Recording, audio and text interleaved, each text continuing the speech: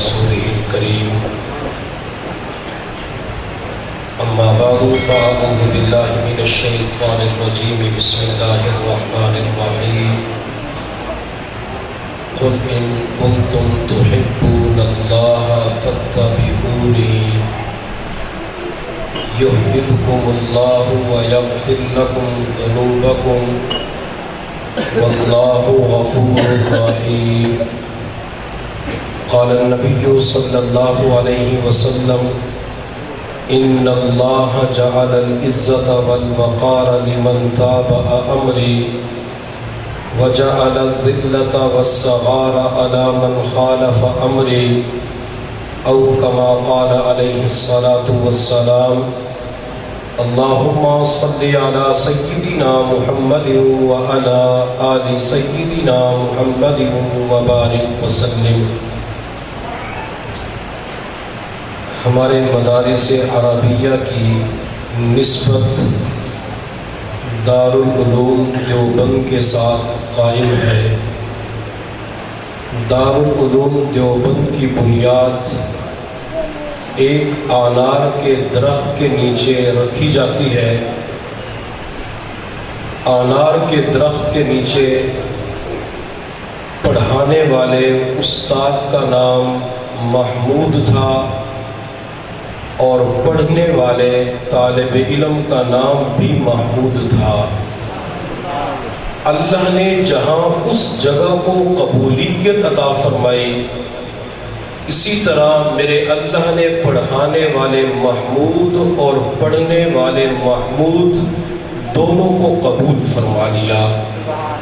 چنانچہ جو استاد تھے ملا محمود رحمۃ اللہ علیہ کے نام سے مشہور تھے، جب ان کا انتقال ہوا تو کسی شاگرد نے خواب کے اندر دیکھا، پوچھا استاد محترم کیا بنا؟ ملا محمود رحمۃ اللہ علیہ نے جواب دیا، بیٹا اللہ رب العزت نے ایک عمل کی برکت سے میری مغفرت فرما دی۔ پوچھا استاد محترم وہ عمل کیا تھا؟ ملا محمود رحمۃ اللہ علیہ نے اپنے شاگرد کو خواب کے اندر جواب دیا کہ میں ایک مرتبہ طلباء کو سبق پڑھانے کے بعد جب دوپہر کو گھر گیا تو میری اہلیہ نے دسترخوان کے اوپر چاولوں کی کھچڑی رکھی۔ جب میں نے پہلا لقمہ لیا، چاول اٹھا کے منہ میں رکھے تو اس کے اندر نمک بہت زیادہ تھا۔ مجھے غصہ آیا کہ صبح سے لے کر دوپہر تک میں تعلیم دیتا رہا، پڑھاتا رہا، لیکن میری اہلیہ کو کھچڑی بنانے کا طریقہ نہیں آتا۔ فرماتے میں اندر ہی اندر اس غصے کو پی گیا۔ میں نے اپنی بیوی کو کچھ نہیں کہا، اگر میں چاہتا تو کڑوی باتیں سنا سکتا تھا، میں چاہتا تو اسے گھر سے بھی نکال سکتا تھا، لیکن میں نے اللہ کی بندی سمجھ کر معاف کر دیا۔ جب میں اللہ کے سامنے مرنے کے بعد پیش ہوا، اللہ رب العزت نے فرمایا میرے بندے محمود تو نے اپنی بیوی کو میری بندی سمجھ کر معاف کیا تھا، جا میں آج تجھے اپنا بندہ سمجھ کے معاف کر دیتا ہوں۔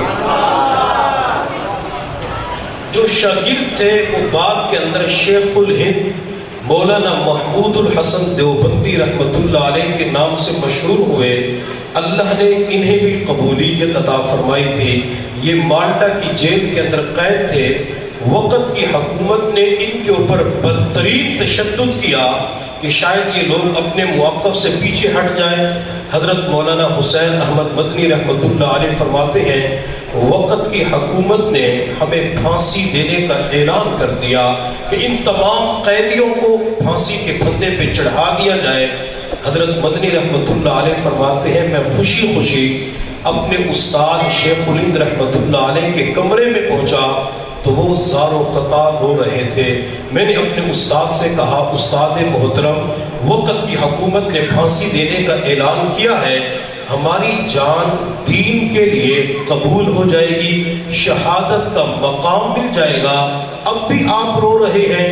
شیخ الہند رحمۃ اللہ علیہ نے حسین احمد کی طرف دیکھ کے فرمایا بیٹا حسین احمد بعض مرتبہ اللہ بندے کی جان بھی لے لیتا ہے اور قبول بھی نہیں کرتا۔ میں اس بات پہ رو رہا ہوں کہ کہیں اللہ ہماری جان بھی لے اور قبول بھی نہ فرمائے۔ کون مقبول ہے کون مردود ہے، کون مقبول ہے کون مردود ہے، بے خبر کیا خبر تجھ کو کیا کون ہے، جب تلیں گے عمل سب کے میزان پر کھڑا کون ہے۔ حضرت مولانا انور شاہ کشمیری رحمۃ اللہ علیہ فرماتے ہیں، میں بخاری شریف طلباء کو پڑھا رہا تھا، میں نے اپنے استاد شیخ الہند مولانا محمود الحسن رحمۃ اللہ علیہ کو دیکھا، وہ صحن کے اندر چارپائی پہ ٹانگیں لٹکائے ہوئے بیٹھے ہوئے تھے۔ فرماتے میں اپنے استاد کے پاس چلا گیا اور طلباء سے کہا تھوڑی دیر کے بعد سبق پڑھاتا ہوں۔ علامہ انور شاہ کشمیری رحمۃ اللہ علیہ فرماتے ہیں، میں اپنے استاد کے قدموں کے اندر بیٹھ کر پاؤں دبانا شروع کر دیتا ہوں، اور یہ بھی اللہ کا بڑا فضل ہوتا ہے کہ اللہ شاگرد کو استاد کی خدمت کی توفیق عطا فرما دیتے ہیں۔ یہ شاگرد کا استاد کے اوپر احسان نہیں ہوتا، بلکہ استاد کا شاگرد کے اوپر احسان ہوتا ہے جس نے خدمت کے لیے اس طالب علم کو قبول فرما لیا۔ علامہ انور شاہ کشمیری فرماتے میں نے پاؤں دباتے ہوئے اپنے استاد شیخ الہند رحمۃ اللہ علیہ کی خدمت میں عرض کیا کہ حضرت سنا ہے آپ حرم تشریف لے جائیں گے اور وہیں زندگی گزارنے کا ارادہ ہے۔ استاد محترم، جب مجھے مسئلہ درپیش ہوتا ہے میں آپ کی خدمت میں حاضر ہو جاتا ہوں، آپ مجھے جواب دیتے ہیں، تسلی ہو جاتی ہے، لیکن جب آپ حرم تشریف لے جائیں گے تو میں مسئلہ کن سے پوچھوں گا؟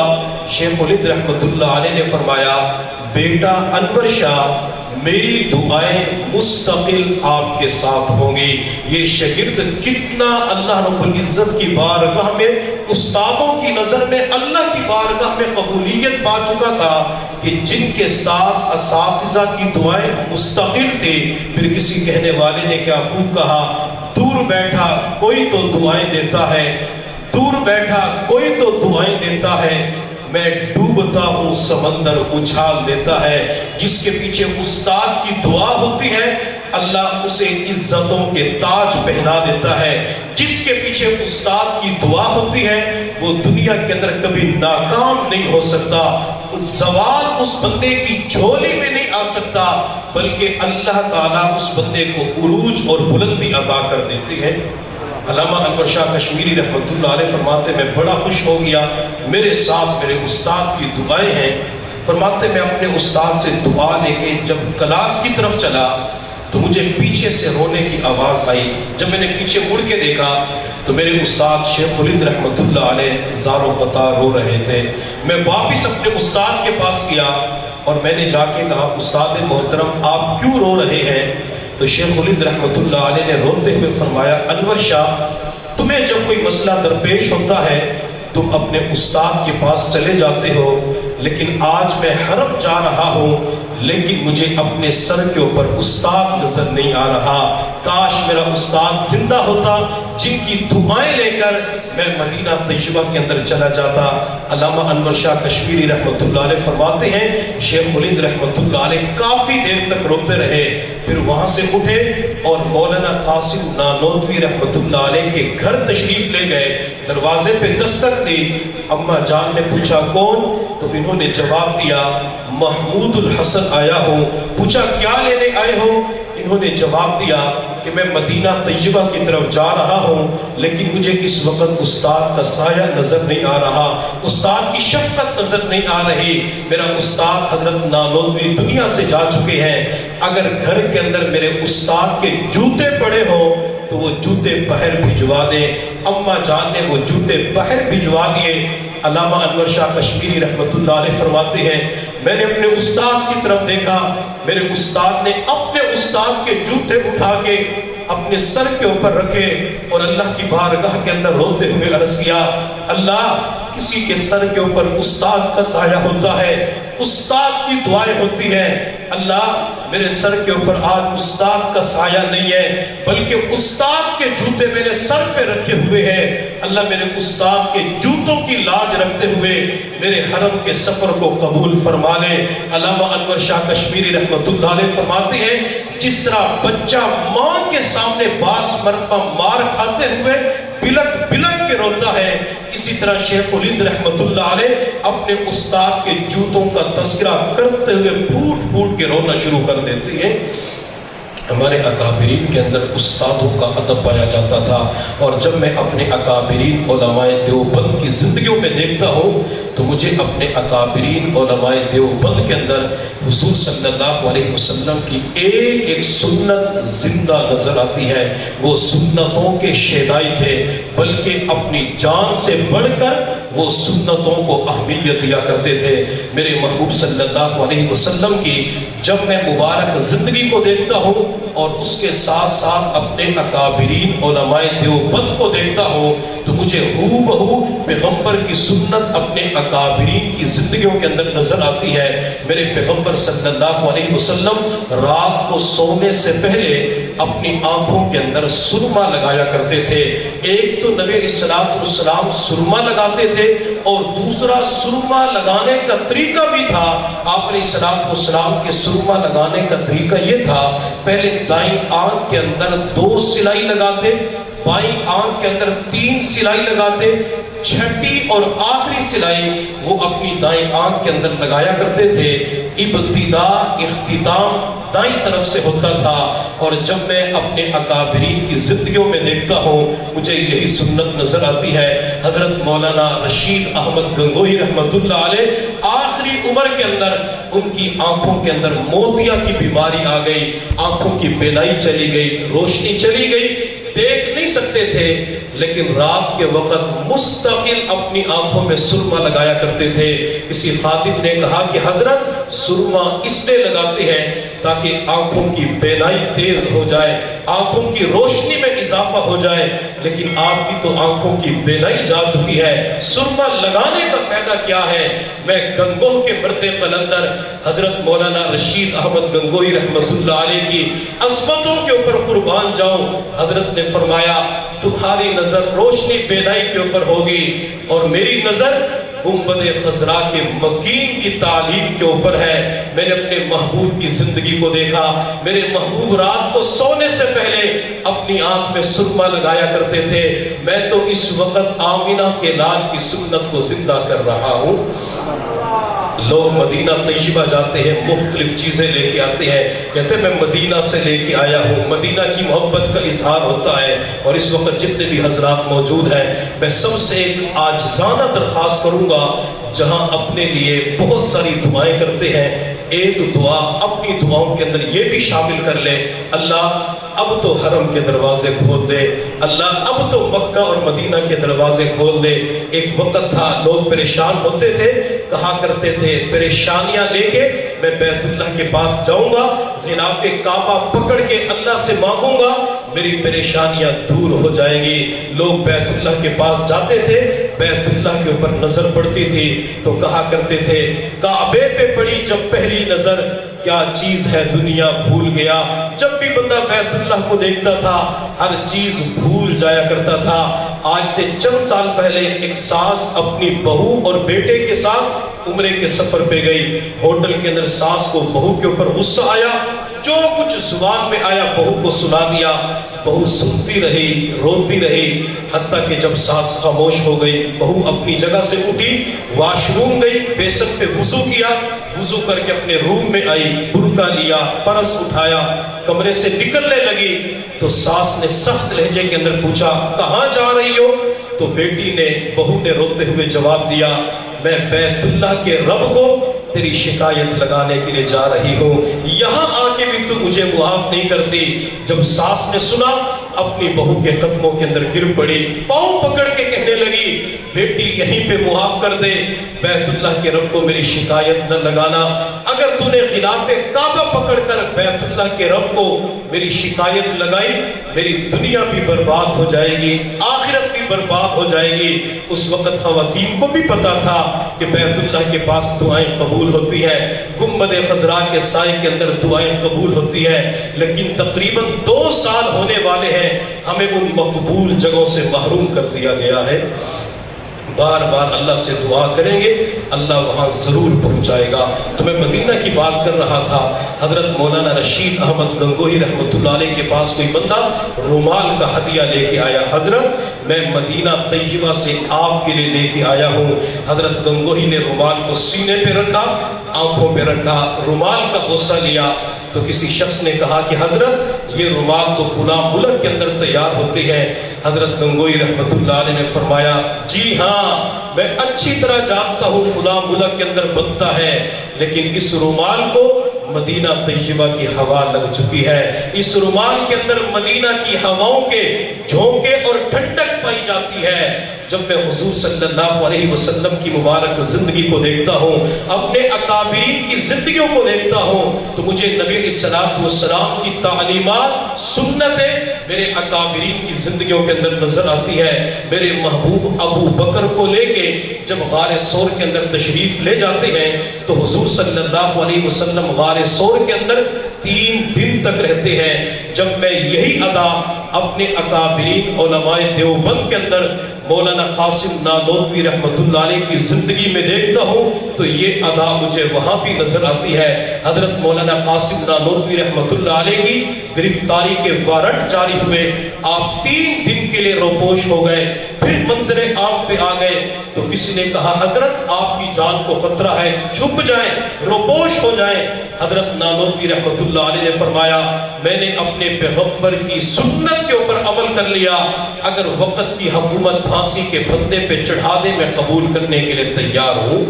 یہاں بھی سنتوں کی شیدائی نظر آتی ہے۔ حضرت مولانا قاسم نانوتوی رحمۃ اللہ علیہ نے پھولوں کا باغیچہ لگانا تھا تو خدام سے فرمایا یہاں پہ گلاب لگا دیا جائے۔ کسی نے کہا حضرت چنبیلی کی خوشبو زیادہ ہوتی ہے، اب چنبیلی کا حکم کریں۔ حضرت مولانا قاسم نانوتوی رحمۃ اللہ علیہ نے فرمایا نہیں بلکہ گلاب ہی لگانا ہے۔ گلاب لگایا گیا۔ کسی نے پوچھا حضرت گلاب کے اندر راز کیا پایا جاتا ہے؟ حضرت نانوتوی رحمۃ اللہ علیہ نے فرمایا میں نے ذخیرہ احادیث کے اندر پڑھا حضور صلی اللہ علیہ وسلم کو جب پسینہ آتا تھا تو پسینے سے گلاب کی خوشبو آیا کرتی تھی۔ جب میں گلاب کو دیکھوں گا مجھے اللہ کے نبی کا پسینہ یاد آ جائے گا، جب میں گلاب کی پتیوں کو دیکھوں گا تو مجھے محبوب صلی اللہ علیہ وسلم کا معطر خوشبودار پسینہ یاد آ جائے گا۔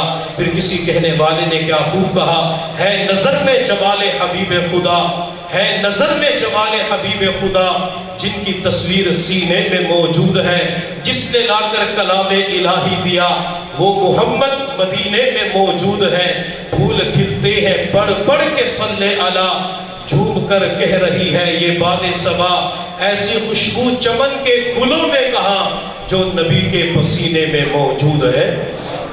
اور جب میں حضرت مولانا حسین احمد مدنی رحمۃ اللہ علیہ کی زندگی کو دیکھتا ہوں تو مجھے ان کے اندر سنتوں کی اتباع نظر آتی ہے۔ حضرت مولانا حسین احمد مدنی رحمۃ اللہ علیہ نے 16 سال تک مسجد نبی کے اندر بیٹھ کر حدیث پاک کا درس دیا۔ ایک مرتبہ حضرت مدنی کو پیغمبر کی قبر مبارک کے پاس جانے کی سعادت ملی تو اپنی داڑھی کے ساتھ اس جگہ کو صاف کرنا شروع کر دیا۔ کسی کی نظر پڑی تو کہنے لگے حضرت یہ آپ کیا کر رہے تھے؟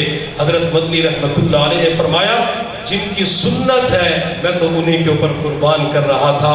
حضرت مدنی رحمۃ اللہ علیہ جب مدینہ طیبہ سے اپنے علاقے کے اندر تشریف لائے تو دار الحدیث کے سامنے ایک باغیچہ تھا، آپ نے فرمایا یہاں کیکر کا درخت لگا دیا جائے۔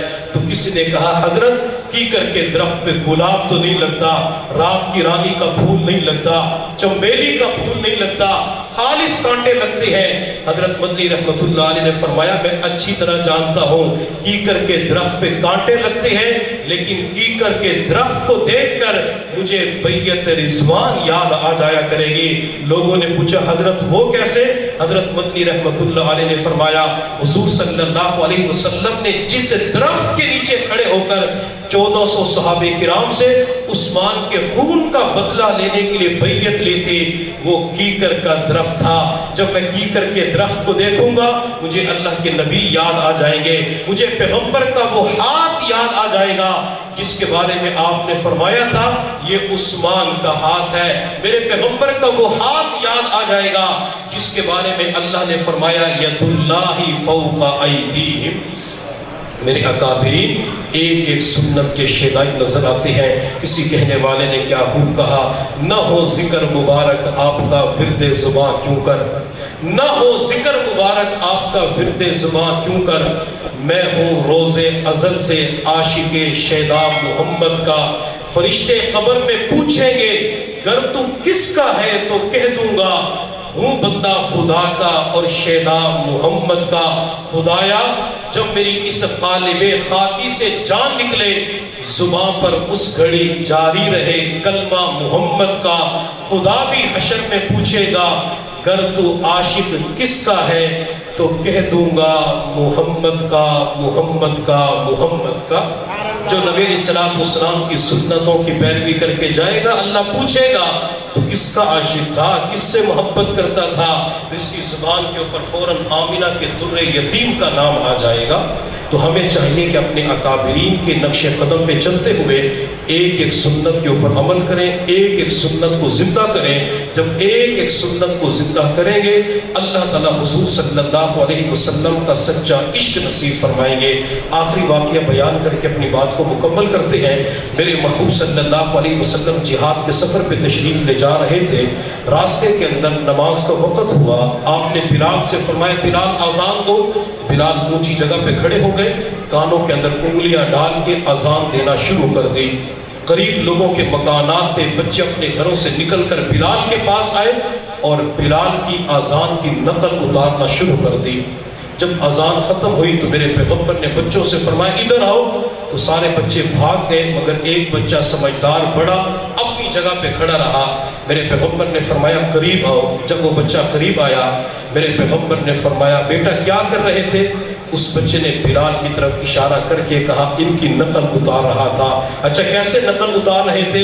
بچے نے کانوں کے اوپر ہاتھ رکھا اور بلال کی طرح اذان دینا شروع کر دی، اللہ اکبر اللہ اکبر اللہ اکبر اللہ اکبر، اشہد ان لا الہ الا اللہ اشہد ان لا الہ الا اللہ۔ بچہ یہ کہہ کے خاموش ہو گیا۔ میرے پیغمبر نے فرمایا بیٹا آگے بڑھو۔ بچہ خاموش۔ یہ بچہ اتنا سمجھدار تھا، اسے پتا تھا کہ اگلے جملے کے اندر اپنے ہی عقیدے پہ چوٹ پڑتی ہے۔ میرے پیغمبر نے فرمایا بیٹا ایک مرتبہ آہستہ آواز سے پڑھ لو تاکہ میرے کان تو سن سکیں۔ تو بچے نے آہستہ آواز سے کہا اشہد ان محمد رسول اللہ۔ جب بچے نے آہستہ آواز سے کہا تو آمنہ کے در یتیم نے فرمایا جا بیٹا اپنا کام کر۔ بچہ کہنے لگا یا رسول اللہ اب کہاں جا سکتا ہوں، جن کا نام لیا اب تو میں انہی کے ساتھ رہوں گا۔ میرے پیغمبر کے ہاتھ پہ کلمہ پڑھ کے مسلمان ہو گیا۔ وقت گزرتا رہا حتیٰ کہ جب مکہ مکرمہ فتح ہوا میرے پیغمبر کے سامنے 10,000 صحابہ کا لشکر کھڑا تھا۔ مسجد حرام کے اندر مؤذن متعین کرنا تھا۔ میرے پیغمبر نگاہ انتخاب دوڑا رہے تھے آذان کے لیے کس کو متعین کیا جائے۔